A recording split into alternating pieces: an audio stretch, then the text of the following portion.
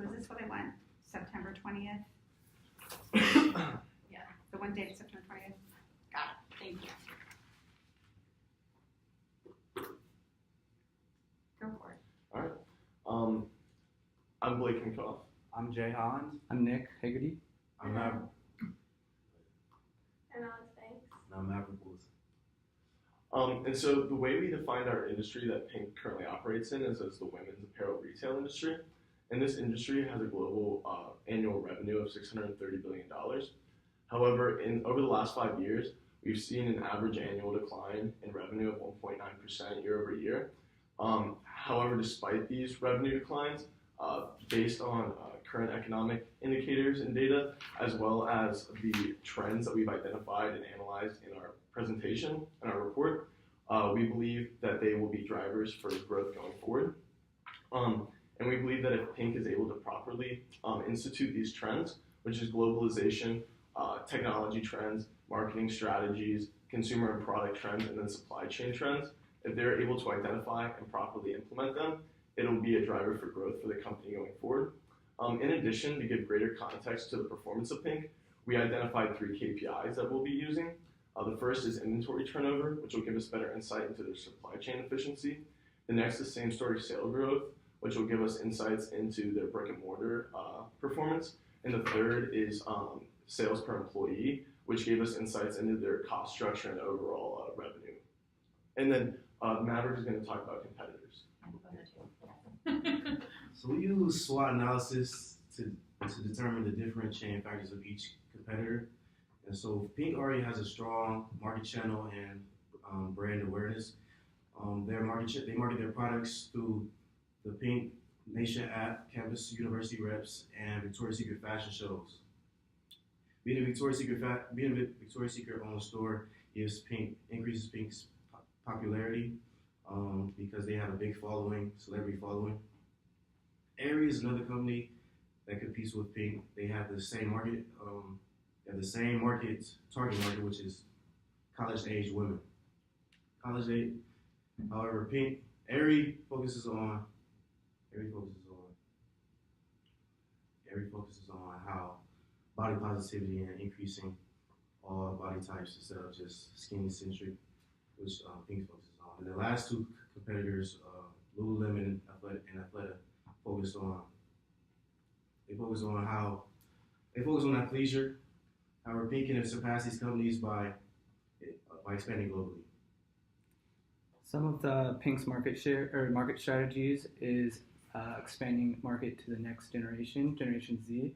And in 2020, Generation Z should consume about 20%. Where should I be in the paper? Can you tell me about what page? Marketing strategy should be on Under competition. Should be page 10. 11. Okay, thanks. So Generation Z should be consuming about 20% of the market. But with that, Generation Z is not very helpful with marketing ads as other generations have been in the past. But we can use that that is because of their strong presence in social media, which we can use to our advantage as we can use them as brand ambassadors and have them post our products on their social media presence as a advertisement, basically. Along with that, they use the Pink Nation app, which has exclusive deals and sales just by downloading the app.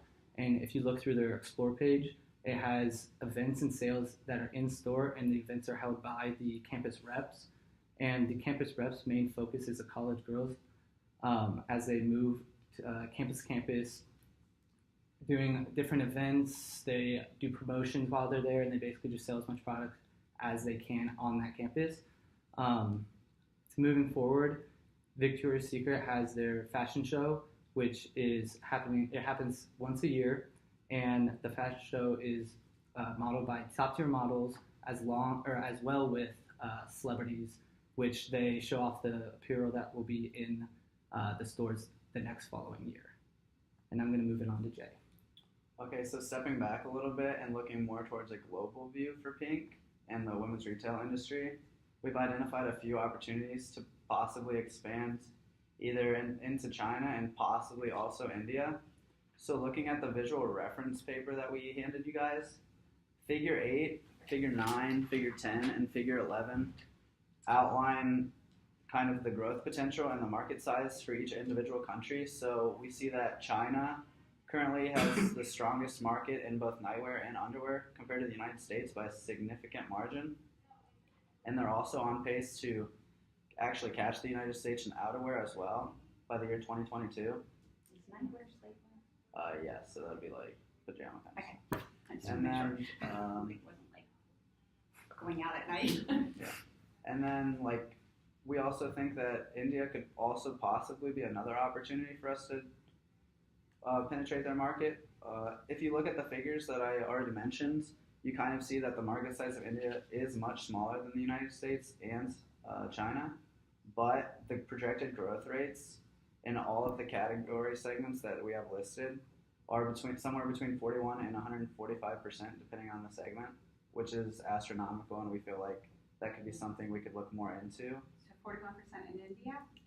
Yeah, well, it's 41 to 145% depending on like each segment is slightly different. And what is it in China? China What's is the comparison? 6 to 10% roughly, depending on the segment, Thank you.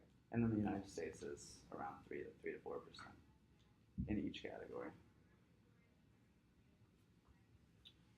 And then moving on to customer trends, we've identified a few trends. One of the popular trends in women's retail right now is athleisure, and a company doing this really well right now is Lululemon.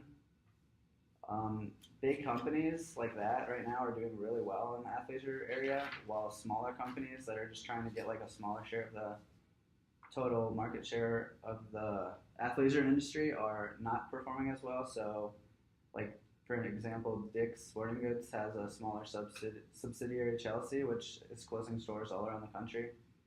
But a potential opportunity for Pink in this area would be to kind of strategically place locations based on geography. Okay, so stop. Big corporations are doing well. Correct. But small corporations are not. To me, Dick's is a big corporation. I think what he means Lululemon's more a small one, is so I'm confused right now. the companies with largest shares of the market in athleisure, not necessarily the size of the overall parent company. It's Yeah, yeah. their Sorry. subsidiary is not doing well. They're closing everywhere. So just watch how you phrase that, Okay. because I heard the same thing and I was Yeah. confused. I was Well, like, Dick's is huge. Right. Yeah. So, so companies that are focusing, what's your point you're trying to make? So the companies with the largest market share in athleisure are doing very well. The companies that are trying to enter into the athleisure market, specifically the athleisure market, like Dick's subsidiary that is focusing on athleisure, are having a much more difficult time growing and being profitable. And so they're having to close stores. So the existing companies that are already established are So, like- dominating, and anybody that's new that's coming Correct. in Is having is difficulty. having But difficulty. isn't that generally the case? Isn't it harder? Yeah, I mean, to me that's Yeah, I Not the think the numbers point with themselves, that is that just Yeah, Lululemon. what is that? Get to that. What's the point? The point of that is that Lululemon and Athleta are dominating it. However, they have limited geographic reach. So, from our perspective, we believe the opportunity in athleisure is instead of to try to compete with them in their already established markets, it's to use L Brand's national and global reach Okay. to institute athleisure in underserved markets. That is the point. So start with the point. Start with the point, and then back it up with the things that he said, and that's a really good Yeah. point. All right, let's keep rolling. Awesome. Okay, moving on to, so we identified some more customer trends in like the online versus in-store purchasing. So one statistic we found is that cart sizes for online purchases are 25% larger than purchases in-store. So what this kind of means what we got from this is that Pink could possibly incentivize people who are buying things in stores to maybe finish their purchase online. And a reason we kind of discovered that this might be the case is because usually they offer like free shipping and things like that to incentivize like a certain purchase threshold. And also, if people visit the store first and then purchase online afterwards, the cart size is actually 64% larger. So we feel like this could be an opportunity to drive up revenue further if we incentivize people to use online more. So I'm sorry, so you're saying that somebody is in the store, ready to make a purchase, and the customer service person tells them, go home and finish this purchase Well, online? no, we would use technology in the store Got to it, okay, facilitate that. okay. And it's generally like when they're in the store and they're able to look and try on things and things like that, and then they go home and make the purchase. They've now kind of already identified the things they like, but because of the convenience of the online platform, it kind of encourages them to buy more of it. And so it's kind of a Where did this information come from? Because I've written down says who based on what? Um, That people buy more larger quantities online. Because earlier today somebody told me that people actually buy larger quantities in the store okay, I think and less online. I believe I found this on Statista, but I would have to double check. Honestly, I don't know off the top of my head the actual source for this, but we can get back to you after. So you want that because that's going it's going to strengthen your argument, and then you could make it even better by telling me what percentages of that happening, right? Right. So if it's really a much bigger percentage online than it is in the store, that would be 64%. yeah, it's more persuasive, right? But clearly somebody's got it wrong. You were T3 from the AM. Go ahead. Yeah, we'll make sure to double check that. Thanks. Now Alex is going to talk more about industry developments.